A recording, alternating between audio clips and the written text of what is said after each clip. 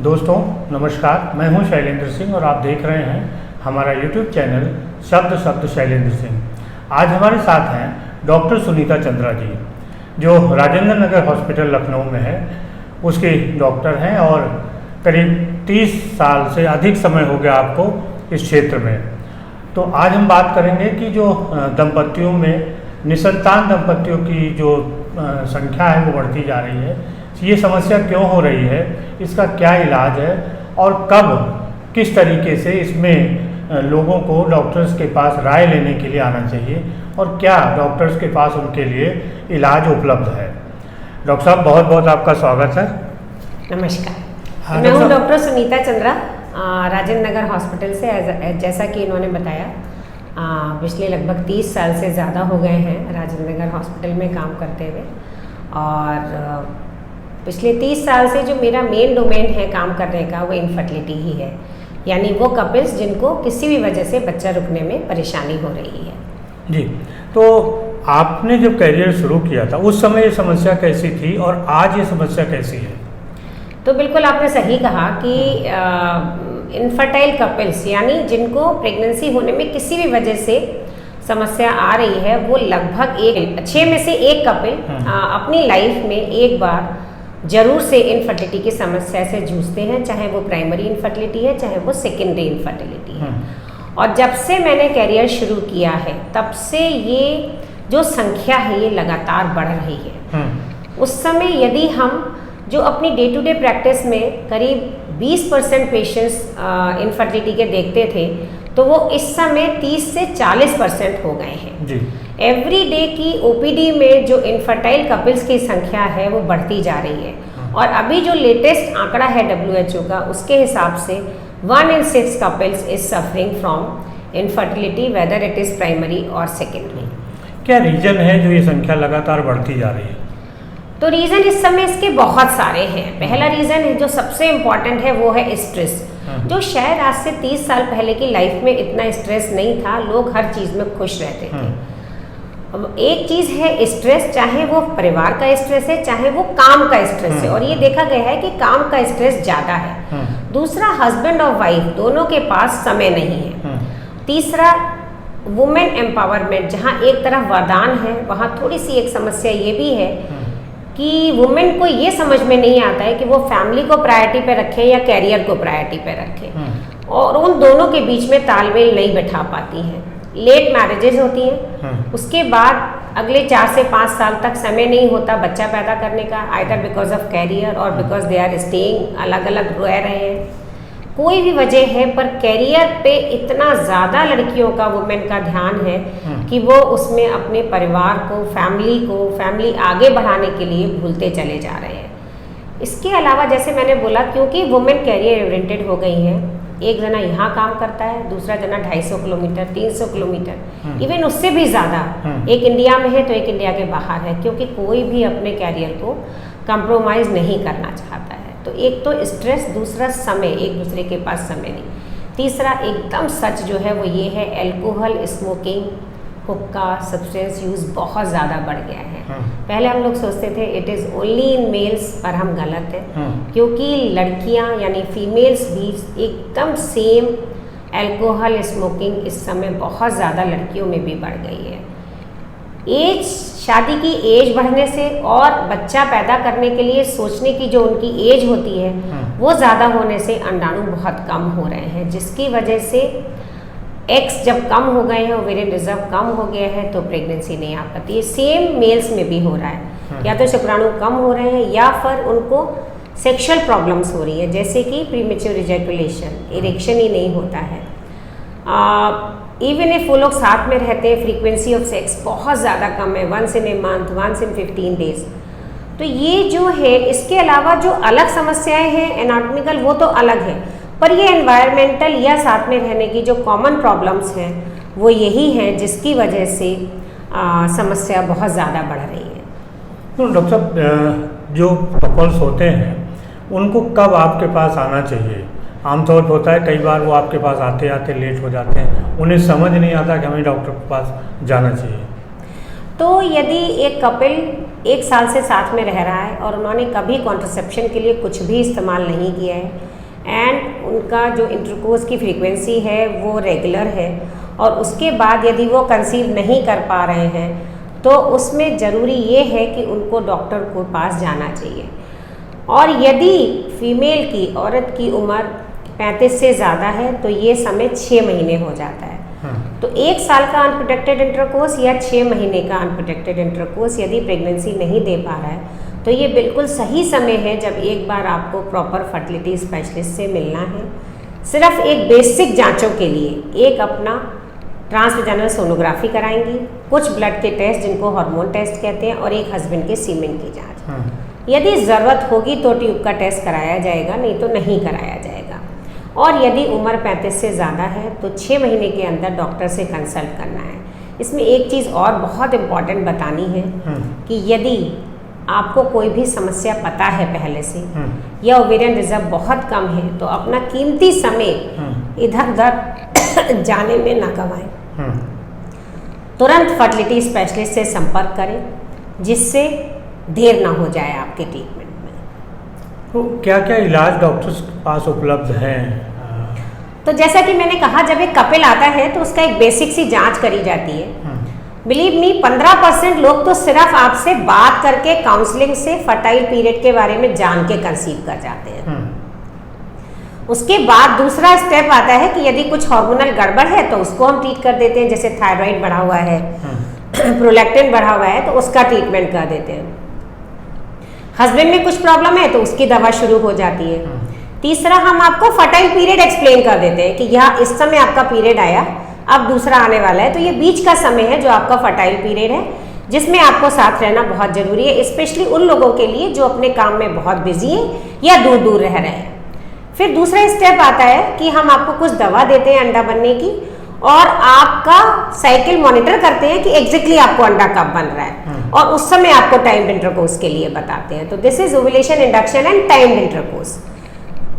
काफ़ी लोग इसी से कंसीव कर जाते हैं। सपोज इससे भी नहीं करते हैं, तब तीसरा स्टेप आता है ovulation induction and IUI। Believe me, IUI is the simplest process of pregnancy. बहुत सारे लोगों के लिए जो दूर दूर रह रहे हैं, जो पास में नहीं रह पाते हैं, जो शहर में क्या कंट्रीज अलग अलग हैं, जिनकी किसी भी वजह से सेक्स का फियर बहुत ज़्यादा है, बहुत ज़्यादा पेन है, या इरेक्शन प्रॉब्लम है, प्रीमेच्योर इजैकुलेशन प्रॉब्लम है, या शुक्राणु बहुत कम है, ऐसे लोगों के लिए IUI बहुत अच्छा है। या सब कुछ ठीक है पर कंसीव नहीं कर पा रहे हैं तो उनको कम से कम 2 से 3 साइकिल IUI जरूर ट्राई करना चाहिए। दिस इज कॉल्ड कृत्रिम गर्भाधान, जिसमें हस्बैंड का सीमेन लेके उसको तैयार किया जाता है, और बेस्ट मोटाइल स्पर्म्स आपके बेस्ट समय पर जब ओव्यूलेशन हो रहा है यूट्रस में इंसेमिनेट कर दिए जाते हैं। इसके बाद किसी रेस्ट की ज़रूरत नहीं है, किसी भी सावधानी की ज़रूरत नहीं है। आप अपना ऑफिस, घर का काम बिल्कुल नेचुरली कर सकती हैं।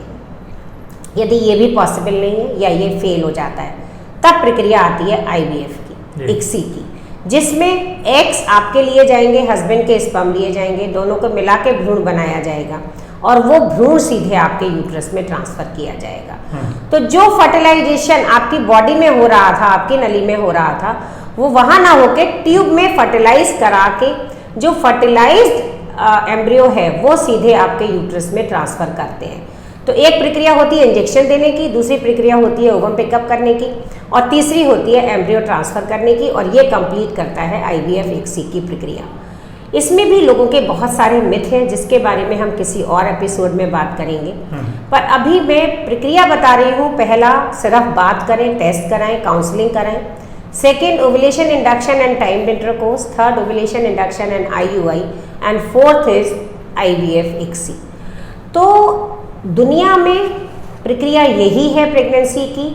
थोड़े बहुत इधर या उधर, जैसे IVF में आपके अंडे अपने स्पर्म्स हो सकते हैं, डोनर स्पर्म आपके एग हो सकते हैं, डोनर एग हस्बैंड के स्पर्म्स हो सकते हैं, दोनों चीज़ें डोनर हो सकती हैं।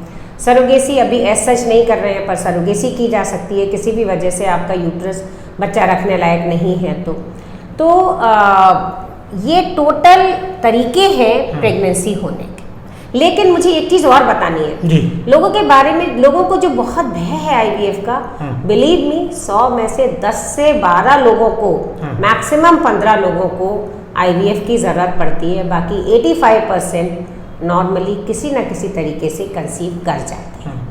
दूसरी चीज़ आती है कई बार कि सही डॉक्टर तक मरीज पहुँचे कैसे?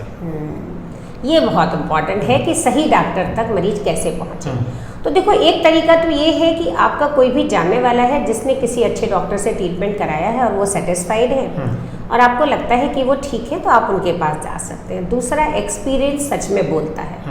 यदि कोई भी 15 साल, 20 साल, 30 साल का एक्सपीरियंस रखता है तो मुझे लगता है कि एक्सपीरियंस की वजह से उनका ट्रीटमेंट थोड़ा बेटर हो सकता है।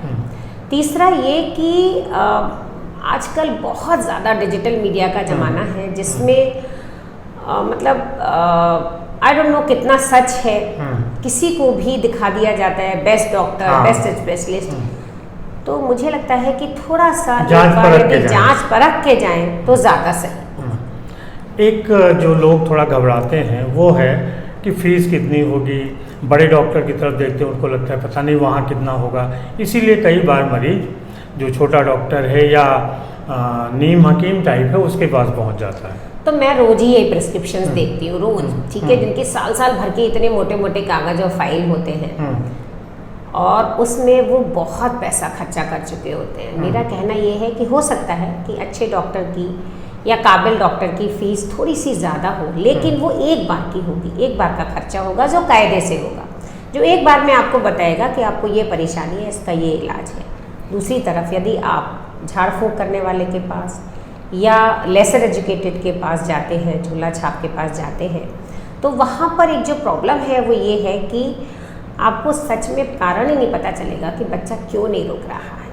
ठीक है, जैसे कि ट्यूब ब्लॉक है, उसका इलाज करते जाएंगे करते जाएंगे करते जाएंगे, सालों साल की दवा दे रहे हैं, दवा से किसी की ट्यूब नहीं खुलती है।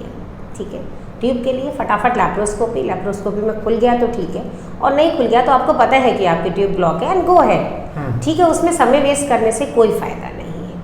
तो इसी तरह से आपके एक्स बहुत कम है, आप गए एक डॉक्टर के पास, उसने बोला मैं आपको दवा दूंगा, आपके अंडे बढ़ जाएंगे, आपका AMH 0.2 पे आ गया, बढ़ने तो क्या और कम हो गया। तो यदि इस तरीके का कुछ भी है तो ये मैं मान सकती हूँ कि डॉक्टर की फ़ीस शायद थोड़ी पहली बार में आपको ज़्यादा लगे, पर वो फीस देना सार्थक होगा क्योंकि उससे आपको सही सलाह मिलेगी। एक चीज़ और है कि हमारी जो समाज है उसमें पुरुषों का वर्चस्व है और आमतौर पे वो नहीं आना चाहते आप लोगों के पास ऐसी जांच के लिए। बहुत ही अच्छा सवाल पूछा है आपने, बहुत अच्छी चीज़। तो जब मैंने अपनी 30 साल पहले प्रैक्टिस शुरू करी थी and I started with infertility, और तब उस समय लेडीज़ अपनी सास के साथ आती थी, ससुर भी नहीं आते थे, माँ भी नहीं आती थी, और जैसे ही मैं बोलती थी कि आपके बेटे की भी जांच होनी है, हस्बैंड के सीमेन की जांच, बिलीव मी वाइफ तो बेचारी कुछ बोल ही नहीं पाती थी, सास उठ के चल देती थी, डॉक्टर साहब मेरे बेटे में कोई खराबी नहीं है, इसी का इलाज करिए। मैंने अपनी आंखों के सामने देखा है, हस्बैंड एंजियोस्पर्मिक है, उसे पता है, माँ के सामने नहीं बोला, उसको छोड़ा, दूसरी शादी की, फिर लेके आया। हमने कहा तीसरी करोगे? तो कह रहा नहीं डॉक्टर साहब अब आपको जो करना है करिए, मैंने गलत किया, मुझे नहीं करना चाहिए था, मैंने अपनी पहली बीवी को छोड़ा। तो ये एक कहानी नहीं है। उस समय ये बहुत ज़्यादा होता था कि यदि इनफर्टिलिटी है तो सारा दोष किसका है? फीमेल का। मैंने इस पर एक मुहिम भी चलाया था, नॉट हर फॉल्ट। इनफर्टिलिटी खाली औरत का दोष नहीं है, और ये सच्चाई है, एकदम 50-50% है। कारण औरत में भी हो सकता है, मर्द में भी हो सकता है, दोनों में हो सकता है, और हो सकता है किसी में भी नहीं है और फिर भी इनफर्टिलिटी है।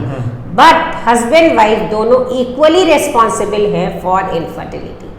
कभी कुछ केसेस में फीमेल, कुछ केसेस में मेल, कुछ केसेस में दोनों, और किसी में कोई भी प्रॉब्लम नहीं है, अनएक्सप्लेन ग्रुप है, पर फिर भी बच्चा होने में प्रॉब्लम हो रही है। तो आज मेरे ख्याल से ये एपिसोड के बाद आप लोग कम से कम यदि डॉक्टर के पास जाएंगे तो ये दिमाग में रख के जाएंगे कि परेशानी हस्बैंड में भी हो सकती है, वाइफ में भी होती है, हस्बैंड में भी होती है। तो हम दोनों अपना टेस्ट कराएंगे। एक और चीज़, वाइफ के बहुत सारे टेस्ट करने होते हैं, हस्बैंड का सिर्फ एक टेस्ट, एक सीमेन एनालिसिस जो उनको जाके करवानी है, उससे सारा अंदाज़ा लग जाता है कि उसमें क्या प्रॉब्लम है। उसके बाद सारा ट्रीटमेंट सिर्फ और सिर्फ फीमेल का है और किसी का नहीं।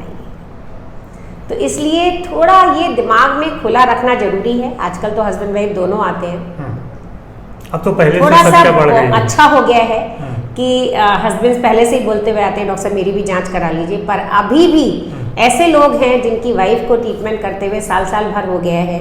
सीमेन एनालिसिस लिखते लिखते जब तक नाराज नहीं हो जाते कि अब हम तुमको नहीं देखेंगे, जब तक हस्बैंड की जांच नहीं होगी तब तक जांच नहीं होती है।